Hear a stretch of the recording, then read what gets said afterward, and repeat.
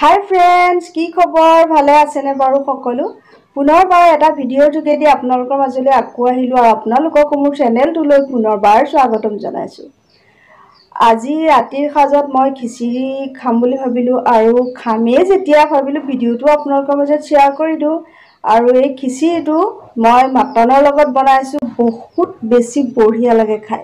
যিসকলে নাই খোৱা এনেদৰে এদিন বনাই খাই চাবচোন মই কিন্তু বহুত বেছি ভাল পাওঁ।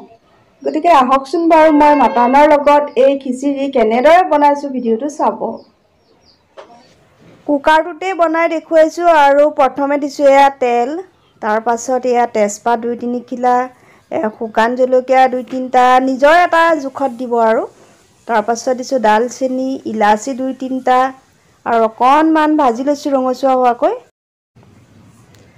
আৰু এয়া হৈছে মাংস আৰু হেয়াও খিচিৰি জোখত দি লব। এতিয়া এইখিনি অকণমান লৰাই মিলি লওঁ আৰু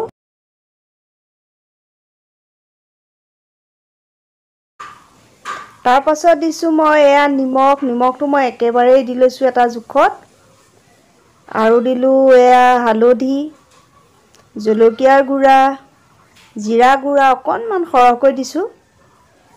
এতিয়া এইখিনি আকৌ এবাৰ ভালকৈ ভাজি লম। এইবাৰ দিলো কুটি লোৱা আদা নহৰু আৰু এয়া কেঁচা পকা জলকীয়া।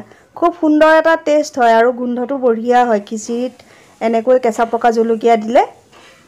তাৰ পাছত এয়া দেখিছেনে পিয়াজ কাটি লৈছিলো মই অকণমান সৰহকৈ কাটিছো আৰু ডাঙৰ ডাঙৰ দুটা। এতিয়া এইখিনি মই এনেকুৱা এটা জোখতহে দিও আকৌ দেই, আগে পিয়াজ দি ভাজি নলওঁ, এনেকৈহে মজা লাগে কিন্তু।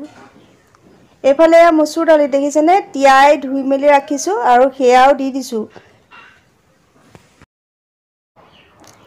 এতিয়া মচুৰ দালিখিনি দিয়াৰ পাছত অকণমান সময় ভাজি থাকিম আৰু অকণমান ভাজি ল'লে ভাল হয়, গেছটো কমাই ল'ব লাগে।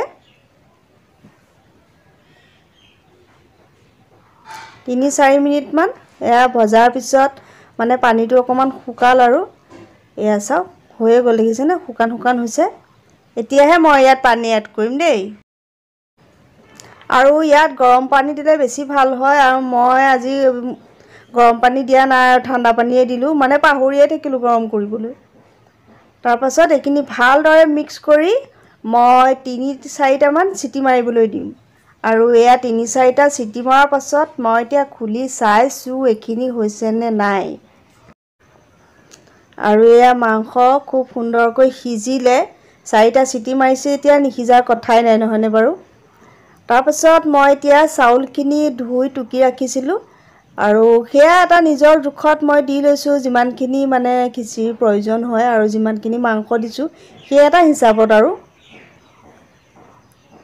এতিয়া মই এটা চিটি মাৰিবৰ কাৰণে গেছটো তুলি দিম। এফালে মই আলু ফ্ৰাই কৰি ৰাখিছিলো দেখিছেনে, বইল কৰা আলু নহয়, ডাইৰেক্ট ফ্ৰাই কৰিছো আৰু সেয়াও ইয়াতে দি দিছো। খিচিৰিত আলু ভাল লাগে আৰু এটা চিটি মৰাৰ পাছত এয়া হৈ গ'ল।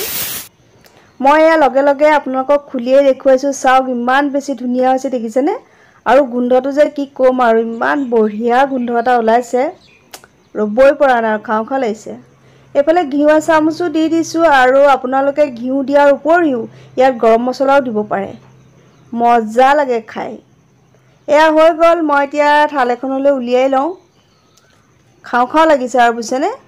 গতিকে যিসকলে নাই খোৱা এনেদৰে আপোনালোকে এদিন বনাই খাই চাবচোন, সঁচাকৈ কৈছোঁ টক্কালি পাৰি খাব, ইমান মজা। পুনৰ লগ পাম এটা সুন্দৰ ভিডিঅ'ৰ যোগেদি। সকলো ভালে থাকক তাৰে কামনা কৰোঁ। আজিলৈ আহোঁ তেন্তে, বাই বাই।